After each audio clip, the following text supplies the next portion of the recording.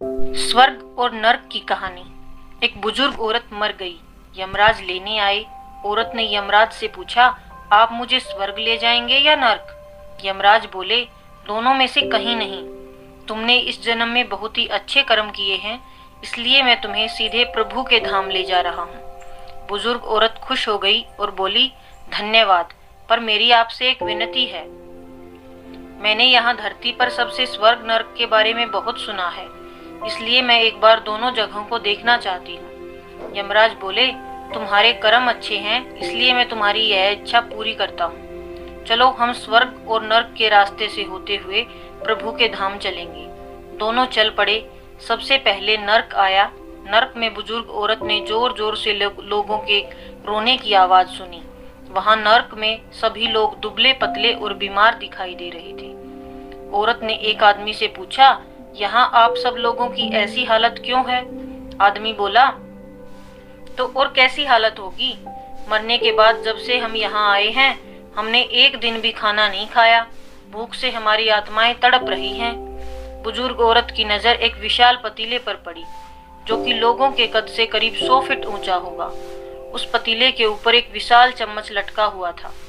पतीले में से बहुत ही शानदार खुशबू आ रही थी। बुजुर्ग औरत ने उस आदमी से पूछा, इस पतीले में क्या है? आदमी मायूस होकर बोला, ये पतीला बहुत ही स्वादिष्ट खीर से हर समय भरा रहता है। बुजुर्ग औरत ने हैरानी से पूछा, इसमें खीर है? तो आप लोग पेट भर के ये खीर खाते क्यों नहीं? भूख से क्यों तड़प रहे हैं? आदमी रो रो कर बोलने लगा, कैसे खाएं? ये पतीला 100 फीट ऊंचा है, हम में से कोई भी इस पतीले तक नहीं पहुंच पाता। यह सुन बुजुर्ग औरत को उन पर तरस आ गया। सोचने लगी, बेचारे खीर का पतीला होते हुए भी भूख से बेहाल हैं।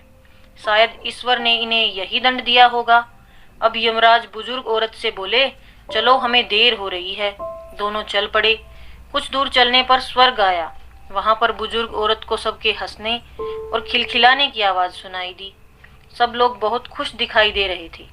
उनको खुश देखकर बुजुर्ग औरत भी खुश हो गई। पर वहां स्वर्ग में भी बुजुर्ग औरत की नजर वैसे ही 100 फुट ऊंचे पतीले पर पड़ी जैसा नर्क में था। उसके ऊपर भी वैसा ही चम्मच रखा हुआ था। बुजुर्ग औरत ने वहां लोगों से पूछा, इस पतीले में क्या है? स्वर्ग के लोग बोले, इसमें बहुत ही स्वादिष्ट खीर है।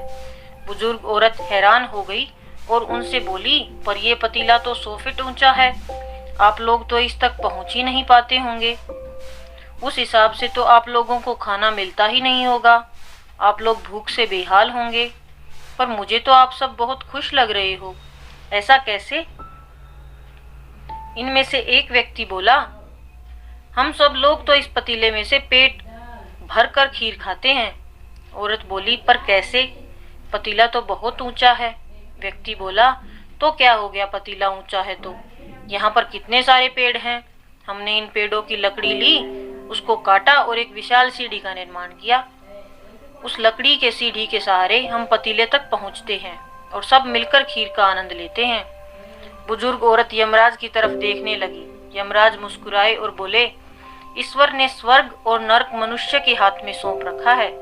चाहे तो अपने लिए नर्क बना ले, चाहे तो अपने लिए स्वर्ग। ईश्वर ने सबको एक समान हालातों में डाला है। उसके लिए उसके सभी बच्चे समान हैं। वह किसी से भेदभाव नहीं करता। वहां नर्क में भी पेड़ पौधे सब हैं, पर वह लोग खुद भी आलसी हैं। उन्हें खीर हाथ में ही चाहिए।